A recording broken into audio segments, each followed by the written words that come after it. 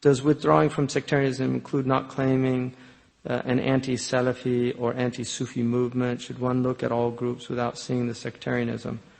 I mean, Imam Malik said every group that calls himself other than Muslimun is min ahl al-bid'ati wal ahwa. So if they have a name other than what Allah calls, huwa alladhi sammakum min al-muslimin min qabl wa fi hada. If they have a name other than Muslims, it's a innovation.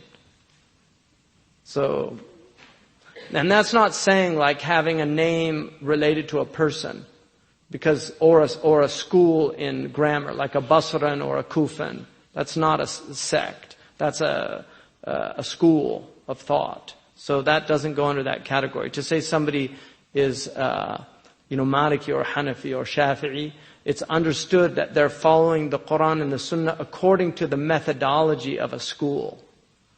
So, and those methodologies are agreed upon. I mean, that's the difference. So people that are following outside of those methodologies, traditionally they would definitely be called mubtadi'ah. Obviously the modern Muslim world, there's a lot of people that have abandoned those methodologies. They don't consider them necessary. And they're trying to get back to the book and the Sunnah and these things. Many of these people, they're sincere people, and it's a very confusing time. So it's important just not to have negative attitudes towards Muslims in general. If they're sectarian in that they're calling other Muslims kafirs or mubtadi'ah, then that's pure sectarianism. It's as simple as that. But if they're not, then it's a live and let live world. We're not under the Khilafah. The Ottomans are gone. The Abbasids are gone. The Umayyads are gone. There's nobody here to tell us, oh, you have to do this or you have to do that. Right? So now we just do our best until the situation gets straightened out. But I wouldn't get into anti-Salafi or anti-Sufi or whatever kind of bashing. Just leave people alone and follow the best thing is to follow what the majority of Muslims have always followed. That's the best thing. Well, I mean, in our glory days, we were following 4 madhab. Everybody wants to get back to the glory days. Well, they were Hanafi, Maliki, Shafi'i, and Hanbalis. Right? That's what they were. Nobody was outside of a madhab. Ibn Taymiyyah was not outside of a madhab. He was a Hanbali scholar. Ibn Qayyim al-Jawziyya was a Hanbali. Ibn Rajab al-Hanbali. Right? Hint, hint. They were all following madhab.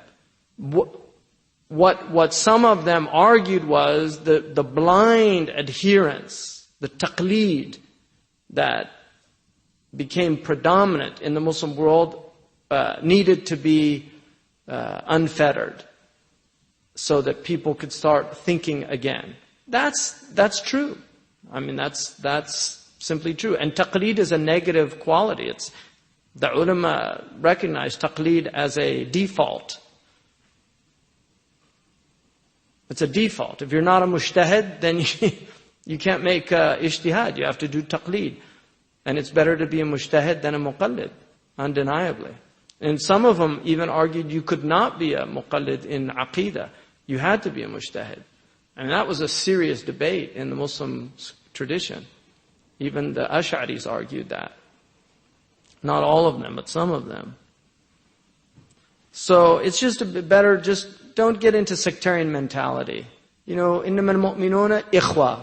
The Muslims are brothers and sisters, and everybody who's a Muslim, the people, the enemies of Islam don't distinguish us. We're just all Muslims. They're not looking at, is he a Hanafi? Or, he might be one of those good Muslims.